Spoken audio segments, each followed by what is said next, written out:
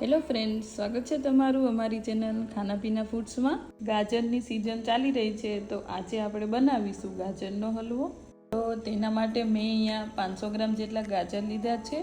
તેને આ રીતે આપણે છાલ ઉતારી લેશું। આવી જ રીતે આપણે બધા ગાજરની છાલ ઉતારી લેશું।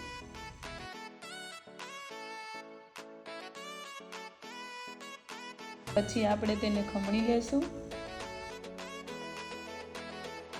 આ રીતે ખમણી લેવાનું છે। ત્યાર પછી મેં અહીંયા એક જાડા તળિયાવાળી કઢાઈ લીધી છે। તેમાં આપણે 2 થી 3 ચમચી જેટલું ઘી નાખશું।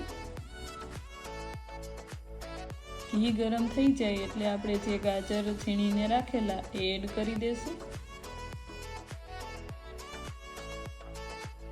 પછી આપણે તેને આ રીતે ઘીમાં શેકી લેશું।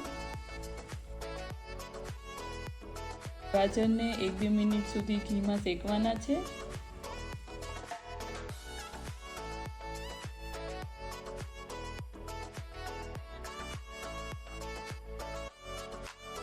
પછી આપણે તેને 2 મિનિટ સુધી ઢાંકીને ચડવા દેશું। 2-3 મિનિટ જેટલો સમય થઈ જાય એટલે આપણે તેને ફરી એકવાર હલાવી લેશું।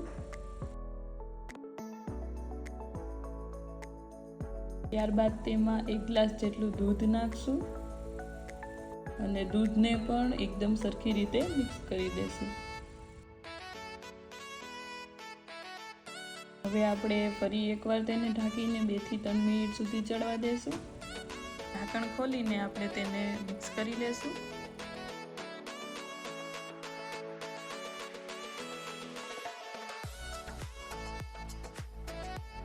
આ રીતે અડધું દૂધ બળી જાય ત્યાર પછી જ આપણે તેમાં ખાંડ નાખશું।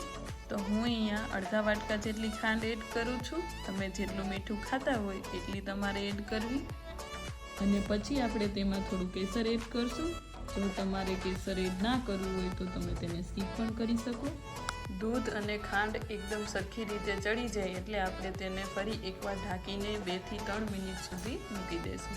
2-3 મિનિટ જેટલો સમય થઈ જાય એટલે આપણે તેમાં માવો એડ કરી દેશું। આ રીતે હાથેથી થોડો ભાંગીને એડ કરશું એટલે મિક્સ કરવામાં સહેલાઈ પડે। પછી આપણે તેને મિક્સ કરી લેશું।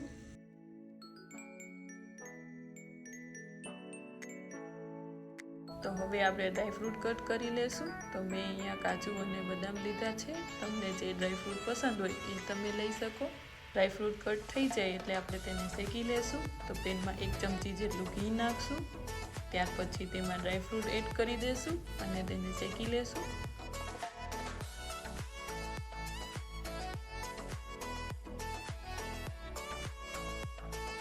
ડ્રાયફ્રૂટ શેકાઈ જાય એટલે આપણે તેને હલવા ઉપર નાખી દેશું અને તેને હલવા આરે મિક્સ કરી દેશું। પછી આપણે તેને નીચે ઉતારી લેશું અને તેને સર્વિંગ પ્લેટમાં સર્વ કરી લેશું। તો તૈયાર છે ગાજરનો હલવો। જો તમને મારી રેસીપી ગમી હોય તો વિડીયોને લાઈક, શેર અને ચેનલને સબસ્ક્રાઈબ જરૂરથી કરજો।